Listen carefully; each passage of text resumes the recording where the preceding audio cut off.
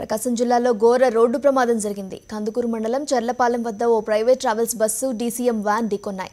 ఈ ప్రమాదంలో 15 మంది మృతి చెందగా మరో 15 మందికి తీవ్ర గాయాలయ్యాయి. పామూరు నుంచి కందుకూరు వైపు వస్తున్న ప్రైవేటు బస్సు మాలకొండ వైపు వెళ్తున్న డీసీఎం వ్యాన్ను ఢీకొట్టింది.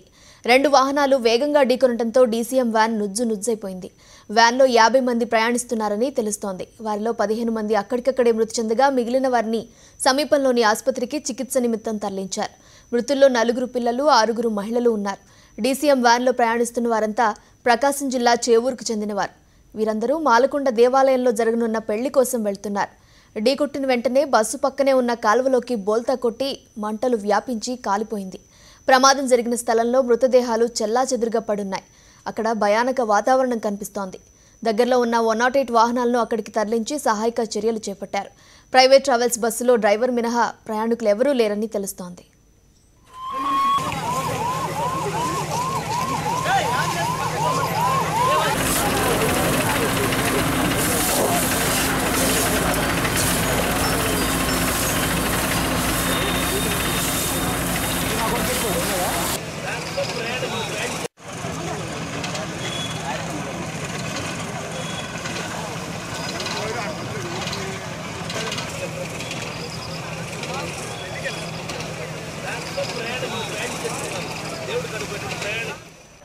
పెళ్లి వేడుకల్లో విషాదం అలుముకుంది. అంతా అనుకున్నట్లే జరిగితే కాసేపట్లో పెళ్లి బాజాలు మోగాల్సింది. కానీ పెళ్లింట వారి సందడి చూసి మృత్యువు కన్నుకుట్టిందేమో. ఆ పెళ్లి బృందంపై పంజా విసిరింది. మొత్తం 15 మందిని పొట్టన పెట్టుకుంది. మరో 15 మంది తీవ్రంగా గాయపడ్డారు. మృతుల్లో ఎక్కువ మంది మహిళలు, చిన్నారులు ఉన్నారు. ప్రకాశం జిల్లా చేవూరు నుంచి మాలకొండకు డీసీఎం వ్యాన్లో వెళ్తున్న పెళ్లి బృందాన్ని మృత్యువు కబళించింది. శ్రీకృష్ణ ట్రావెల్స్కు చెందిన బస్సు వల్లెటివారిపాలెంలో ప్రయాణికులను దింపి కందుకూరు వస్తుండగా ఈ ఘోర రోడ్డు ప్రమాదం జరిగింది. గుడ్లూరు మండలం చేవూరు నుంచి మాలకొండ దేవాలయానికి పెళ్లి బృందం డీసీఎం వ్యాన్లో బయలుదేరింది.